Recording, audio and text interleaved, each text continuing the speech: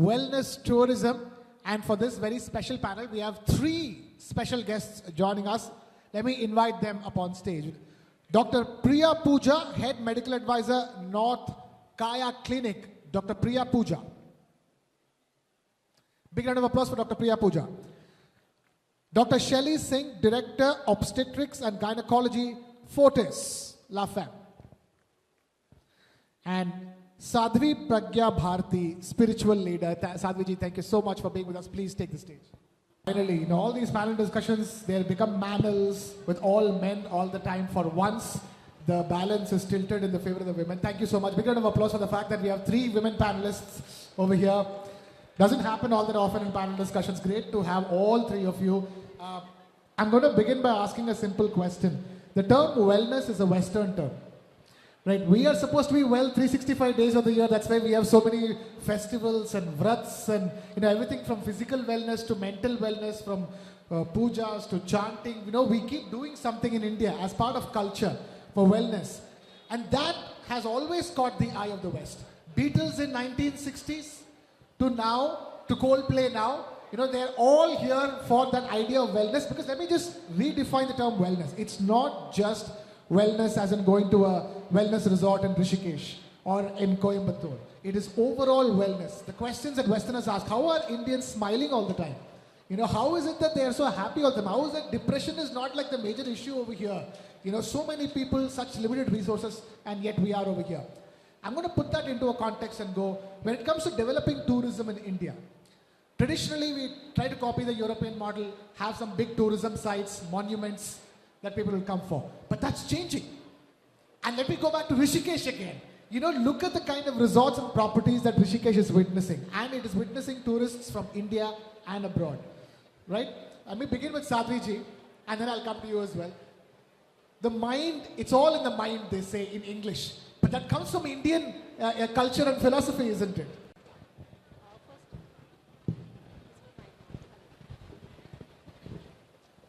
First of all, I would congratulate TV9 Network for taking up this brilliant initiative, like we talk about mental wellness, because this is absolute important to us today. And Krishna, like you spoke really well, and we Indians are happy all the time, We Indians are smiling all the time, and I guess that is the biggest strength that we carry. And talking about, like you said, there are resorts opening, wellness resorts in Rishikesh and everywhere, but mental wellness is above that. If I talk about mental wellness, I'm reminded of very important Sanskrit verse from Gita.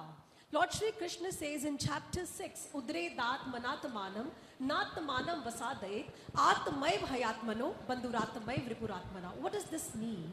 It carries very, like humongous importance to us, to Indians. It means that one should elevate oneself on the mental health level, because as humans we are comprised of physiological level, psychological level and spiritual level. And why we Indians are happy all the time? Because we are aware on all the levels. But what happens is, once you go outside, like you said, from which band you said? Yeah, Beatles to Coldplay, yeah, of course. You are absolutely right. They all look towards our country. They all look towards us. Why? Because India has always been an emblem of spirituality. And if I talk about mental wellness today, because this is one such subject which we often tend to overlook. And I'm really happy that we're talking about it, because physical health, we all are very much aware of it.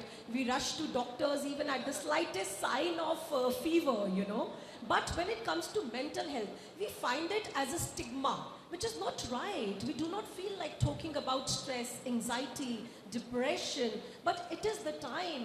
The silence is the cost that we pay, and it is the time that we break it, I would say. And one thing more I would like to add on to it, talking is healing. We must talk about it. We must, we must not think that if we talk about stress, depression, to samne se kya sochenge, oh my God, she or he is leading one of the industries and still in stress. It is normal. We all are human beings at the end of the day, and it is normal to carry stress. But to heal stress is a big deal. To handle stress is a big deal. So I would sum it up by saying that we all must learn to handle stress in a beautiful way. And India, people, they look up to us. They always, Mahakumbh, you know, we're just witnessing, and people all over the world, they are coming. It is the largest human gathering. Yeah, please. I guess Mahakumbh is a global event now. Mahakumbh, you know, either which way was the largest religious gathering in the world. And now it has gone way beyond religious gathering. It's a gathering of people of all faiths and cultures. I'm going to just keep it on the topic of wellness. And in that sense, talk to us, tourism coming into India. You know, they want to go back with that glow. And that glow is both physical and mental, isn't it? Now, how they come and they cleanse their internals and externals in India. Absolutely. So, India is on the global platform, I do feel. You know, from the time when we were thought of as a developing nation, we are fast on the on the path to becoming almost a developed nation. So, we are doing really well where it comes to tourism. And Sadhvi ji has just spoken about mental health. So let me tell you about the physical aspect of it as well. Yeah. Because medical tourism is a big thing now in India. We have patients who are coming from all across the world, and they come here for all kinds of complex diseases, for all kinds of complex surgeries. And believe me, we are doing them so well, and we are doing them at a fraction of the cost which it would which they would augur if they were in the West. So right from things like, the most complex of surgeries, to even things like plastic surgeries, to things like, even mental wellness resorts, which are doing so well. We have yoga, we have meditation. India is the home to so many different things. And I think with the global platform that we are on, I think everybody now recognizes the strengths of India. Absolutely. Once upon a time, I remember Coimbatore and Tamil Nadu used to get so much of medical tourism, Ayurveda-based tourism for the longest time. And at that point in time, there was no talk of this term called wellness tourism. It was just happening. People discovered whoever knew came down, got their treatment done, and went back with that smile and that glow on their face. From there to now, specific treatments. People from overseas coming to India for specific treatment. People from other parts of India going to a specific part of India for specific medical and wellness treatments. We've come a long way, haven't we? Absolutely. I think, when you talk about wellness, of course, what is seen on the face as a glow is very, very relevant when we talk about wellness. If you just see a person who, doesn't have that kind of, reflectance on the face, probably we get to understand, maybe, she's not mentally well or she's not feeling well about it. So I think when we talk about the skin health or, overall our body's health and wellness, it is very well interlinked. And I think we get a lot of people who are coming from overseas for these treatments in India. So I think we are not behind any of the countries. And, to be very frank, I get a lot of people who are coming from other countries to avail sessions just for maybe, skin enhancements and maybe for youthful appearances of the face and, maybe very simple treatments as well, maybe dermatological. Yes, of course, plastic surgery, hair transplantation, even small skin surgeries which are there or, treatments, lasers. Laser treatments, hair reduction. International cricketers come to India, get their hair transplanted and end up becoming the brand ambassador of the place where they got their hair transplanted. Absolutely. I think it's a big platform for India right now, the way we are shining. And I think we are one of world leaders in the same. We're a world leader already. Sadhvi जी, मैं ये पूछना चाहूँगा कि एक तो ये है कि इंडिया का सबसे best gift to the world that Modi ji भी कई बार कहते हुए आए हैं, that is yoga. Yoga plus Ayurveda becomes a fantastic combination to offer tourists from India and overseas, something that no other country offers, isn't it? Absolutely, because this is the one combination, of Ayurveda, because Ayurveda carries utmost importance to us Indians, and not only to us Indians right now, because a lot of awareness has been created globally about it. ऐसी diseases हैं, which are not treated by allopathy right now, or it takes a lot of time. But Ayurveda provides you solutions with that. Ayurvedic medicines also, the Abhyangam there, the treatments, the bastis. We have a lot of bastis because we work in Ayurveda sector also. So see, if you have a headache, for example, we take a simple tranquilizer, or we go for some other medicine, but Ayurveda, Crocin, yeah. I guess we are just branding Crocin. Okay, paracetamol. Yeah, Dolo. So, but the thing is, now the Ayurveda provides you with a lot of good Ayurvedic treatments, home remedies, the bastis, the Shirobasti, the Shirodhara, that provides you with mental wellness as well. So, if I talk about the overall holistic wellness of a human being, we are very much, we know how to carry ourselves, we know that today is the conclave, we are going there, what we're going to wear, people we meet, how to dress up, how to walk, how to talk. We don't need anybody to guide us. But now, talking about mental and spiritual factors, I guess still we need to raise awareness. See, of course, India has gone miles beyond. Spiritual tourism, if we talk about it, it has enhanced with medical tourism. Because spiritual tourism is a cheez hai which has always attracted people from abroad, from Europe, from Canada, from America. When I went to Mahakumbh, few days back, I met delegation from Israel, from Germany, from Spain. I spoke to them, I talked to them.